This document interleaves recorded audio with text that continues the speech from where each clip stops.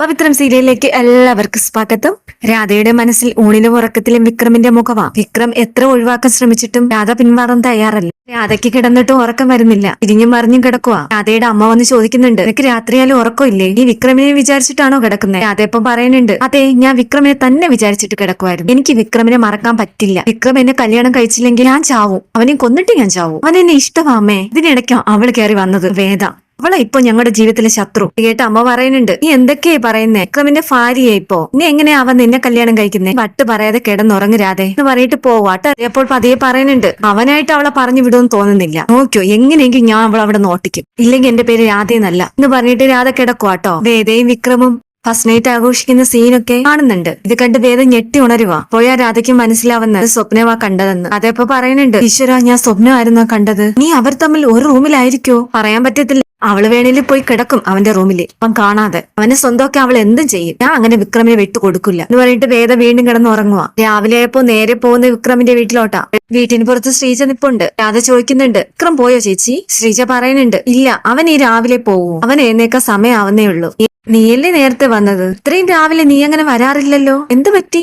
ഇത്ര അത്യാവശ്യത്തിൽ വിക്രമിനെ കാണേണ്ട കാര്യം എന്തുവാ? ശ്രീജ ചോദിക്കുക. അപ്പോൾ രാധ പറയുന്നുണ്ട്, ഇതൊരു അത്യാവശ്യ കാര്യമാ, വിക്രമിനോട് പറയേണ്ട കാര്യമാ. ഞാൻ അന്ന് അവനെ കണ്ടിട്ട് വരട്ടെ. വേദ അപ്പോൾ രാധയെ കാണുന്നുണ്ട്. അതാ വേദയോട് ചോദിക്കുന്നുണ്ട്, എനിക്ക് വിക്രമിനോട് സംസാരിക്കണം, നീ അങ്ങോട്ട് വരണ്ട. അപ്പോഴേക്കും കമലം വിക്രമിന് ചായ ആയിട്ട് പോവുക. രാധ പറയുന്നുണ്ട്, വിക്രമിനാണോ ചായ? ഞാൻ കൊണ്ടു കൊടുക്കാമേ. ഇത് കേട്ട് കമലം വേദയുടെ മുഖത്ത് നോക്കുന്നുണ്ട്. അപ്പോഴേക്കും രാധ കയ്യിൽ നിന്ന് ചായ മേടിച്ചു. ഇത് കണ്ടപ്പോ ആകെ ദേഷ്യം വരുന്നുണ്ട് വേദയ്ക്ക്. രാധ വേദയെ നോക്കി ചിരിച്ചിട്ട് പോവാട്ടോ. കമല അപ്പൊ വേദയോട് പറയുന്നുണ്ട്, നോക്കി ഇതൊന്നും കണ്ടൊന്നും തോന്നണ്ട, അവള് പണ്ടേ ഇങ്ങനെയാ. എപ്പോഴും വിക്രമേട്ടാന്ന് പറഞ്ഞ് പുറകെ നടക്കും. എനിക്കൊന്നും പറയാനും തോന്നില്ല. അവള് തെറ്റിദ്ധരിക്കുന്നു വേണ്ട. വിക്രമിന്റെ മനസ്സിൽ വേറെ ചിന്തയൊന്നുമില്ല. രാധ വിക്രമിന്റെ റൂമിൽ പോയിട്ട് വിക്രമിനെ വിളിച്ചുണർത്തുന്നുണ്ട്. വിക്രമേട്ടാ എഴുന്നേക്ക്. വിക്രം ഇങ്ങനെ കണ്ണു തുറന്ന് നോക്കുമ്പോ രാധയെ കാണുക. എന്ന് വിക്രം ചാടി എഴുന്നേക്കുവാ. രാധയോട് ചോദിക്കുന്നുണ്ട്, എന്നോട് ആരാ ഇങ്ങോട്ട് വരാൻ പറഞ്ഞേ? എന്തിനാ എന്റെ റൂമിൽ വന്നേ? ഇത് പുറകിലോട്ടൊക്കെ നോക്കുവാ, ഏത് എങ്ങാണ്ടേലും നിപ്പുണ്ടോന്ന്. അതപ്പൊ പറയുന്നുണ്ട്, ഞാൻ നിനക്ക് ചായ ആയിട്ട് വന്നതാ, ചായ കുടിക്ക്. അല്ല വിക്രം, ഈ റൂമൊക്കെ നല്ല ക്ലീൻ ആയി കിടക്കുന്നുണ്ടല്ലോ. അല്ലെങ്കിൽ ഈ റൂമിൽ കയറുമ്പോ അപ്പും ചവറും ഒരു വൃത്തിയില്ലായിരുന്നു. ഇപ്പോഴാ ഇതൊരു റൂം ആയത്. ഇവിടെയൊക്കെ കാണാൻ നല്ല രസമുണ്ട്. നീയാണോ ഇതൊക്കെ വൃത്തിയാക്കിയത്? അപ്പൊ വിക്രം പറയുന്നുണ്ട്, അല്ല വേദയാ. രാധ ഉടനെ പറയുന്നുണ്ട്, അവളോ?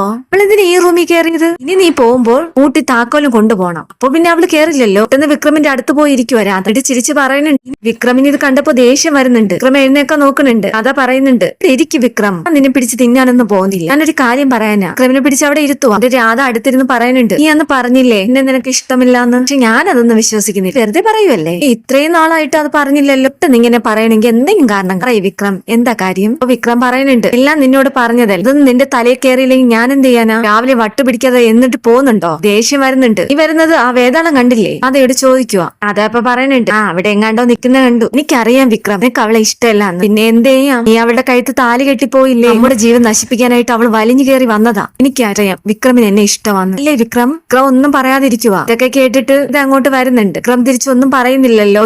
അപ്പോഴേക്കും അത് കേട്ടപ്പോ വേദയ്ക്ക് ഒരു സങ്കടമൊക്കെ തോന്നുന്നുണ്ട്. അപ്പോഴേക്കും വിക്രം വേദയെ കാണുന്നുണ്ട്. പെട്ടെന്ന് രാധയുടെ അടുത്ത് നിന്ന് എഴുന്നേക്കുക. വേദയോട് ചോദിക്കുന്നുണ്ട്, നീ എന്തിനാ ഇങ്ങോട്ട് വന്നേ? എന്നെ ഇവിടെ ആരും വിളിച്ചില്ലല്ലോ. രാവിലെ എന്നെ ശല്യം ചെയ്യാതെ രണ്ടുപേരും ഇവിടെ നിന്ന് പോവാനാ പറയുന്നേ. വിക്രം ഇങ്ങനെ ദേഷ്യത്തിൽ പറയും. വേദേതിക്കായിട്ട് ഒരുമിച്ചങ്ങ് പോവുക. രാധ അപ്പൊ പറയുന്നുണ്ട്, ഇത്രയും വേണോ അവക്ക്? വിക്രം അപ്പൊ രാധയുടെ മുഖത്ത് നോക്കുന്നുണ്ട്. എന്നോടും കൂടെ ആയിട്ടാ പറഞ്ഞത് പോകുമ്പോ ആ ചായയും കൂടെ കൊണ്ടുപോകും. അടുത്ത ചായ ഞാൻ കുടിക്കാറില്ല. എടുത്തോണ്ട് പോയില്ലെങ്കിൽ എന്റെ മുഖത്തൊഴിക്കും ഞാൻ. ദേഷ്യത്തിൽ വിക്രം പറയുക. പെട്ടെന്ന് പേടിച്ചതുപോലെ രാധ ആ ചായ കയ്യിലെടുക്കുക. അതപ്പൊ പറയുന്നുണ്ട്, വിക്രം പറയട്ടെ. വിക്രം അപ്പൊ പറയുന്നുണ്ട്, ഒന്നും പറയണ്ട, ഇപ്പൊ ഇറങ്ങണം നീ ഈ റൂമിൽ നിന്ന്. പെട്ടെന്ന് രാധ പോവാട്ടോ. വിക്രമിന്റെ ആ ഒച്ച കേട്ടപ്പോ രാധ ഇങ്ങനെ പേടിച്ചങ്ങ് പോവാ. വിക്രം ചിന്തിക്കുന്നുണ്ട്, ആ വേതാള ഇനി എന്ത് ചിന്തിച്ചിട്ടുണ്ടാവോ എന്തോ.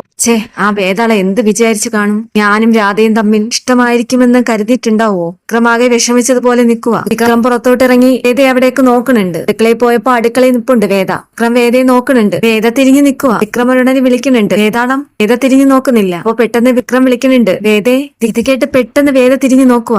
ഇത് കേട്ടിട്ട് നന്ദിനി അവിടെ വരുവാ. അമ്പരുന്നത് പോലെ വിക്രമിനെ നോക്കണുണ്ട്. നന്ദിനി ചോദിക്കുവാ, നീ എന്താ കുറച്ചു മുന്നേ അവളെ വിളിച്ചത്? വേദയെന്നോ? ഓ, അപ്പൊ നിനക്ക് അങ്ങനെ വിളിക്കാൻ അറിയാം. ഓ, അപ്പൊ നിന്റെ മനസ്സും മാറി തുടങ്ങി. ഇവള് മാറ്റിയെന്ന് പറ. എന്ത് പൊടി തന്നാ ഇവള് തന്നെ മാറ്റിയത്? ഇവരോട് ചോദിക്കുന്നുണ്ട് നന്ദിനി. ഈ എന്ത് പൊടി കലക്കിയാ ഇവന് കൊടുത്തത്? എന്റെ മനസ്സ് ഇങ്ങനെ മാറാൻ? വിക്രം ഒന്നും പറയാൻ നിൽക്കുവാ. വേദ അപ്പൊ പറയുന്നുണ്ട്, ഭർത്താവിന്റെ സ്നേഹം പിടിച്ചു വാങ്ങാനും ഭർത്താവ് ഭാര്യയെ സ്നേഹിക്കുന്നതും പൊടി കലക്കി കൊടുത്തിട്ടല്ല. നന്ദിനി എടുത്തിട്ട് ഭർത്താവ് അങ്ങനെയാണോ സ്നേഹിച്ചത്? ഇത് ചോദിക്കുക. കേട്ട് നന്ദിനിക്ക് ദേഷ്യം വരുന്നുണ്ട്. വിക്രമനോട് നന്ദിനി പറയുന്നുണ്ട്, നീ എന്താ ഇതൊന്ന് കേട്ടില്ലേ അവള് പറഞ്ഞത്? എന്നിട്ട് നീ മിണ്ടാ നിക്കുവല്ലേ? വിക്രമാപ്പ പറയുന്നുണ്ട് അതി ഇന്നെ കാര്യം നോക്കി പോവാൻ നോക്കും. നന്ദിനിയോട് പറയുന്നുണ്ട് വിക്രം, ഞാനൊരു ചായ കുടിക്കാൻ വന്നതാ. ആ രാധ കൊണ്ടുവച്ച് ചായ തണുത്തുപോയി. എടുത്തയുടെ വിക്രം പറയുന്നത് എനിക്കൊരു ചായ വേണം. ഇത് കേട്ട് ചെറിയ പുഞ്ചിരിയോടെ ചായ ഇടുക. നന്ദിനിക്ക് ഇതൊക്കെ കണ്ട് ദേഷ്യം വന്നങ്ങ് പോവുക. വേദ വിക്രമിന് ചായ ഇട്ട് കൊടുക്കുന്നുണ്ട്. വിക്രം അത് വാങ്ങി കുടിക്കുവോ? എന്നിട്ട് വേദയുടെ മുഖത്ത് ഇങ്ങനെ നോക്കുന്നുണ്ട്. വേദ തിരിച്ചു. വിക്രം ചായ കുടിച്ചതിന് ശേഷം അപ്പൊ വേദയുടെ കയ്യിൽ കൊടുക്കുക. വേദയെ ഒന്ന് നോക്കിയിട്ട് വിക്രം അങ്ങ് പോവുക. വേദയപ്പ പറയുന്നുണ്ട്, ഇയാൾക്ക് എന്നോട് സ്നേഹമുണ്ട്, പക്ഷെ അത് പുറത്ത് കാണിക്കാത്തതാ. എന്നോട് കാണിച്ച് എന്താകെ ചുടിഞ്ഞു വീഴും. എന്തായാലും എന്റെ വിക്രമിനെ ഞാൻ മാറ്റിയെടുക്കും എന്ന് പറഞ്ഞിരിക്കും കേട്ടോ വേദ.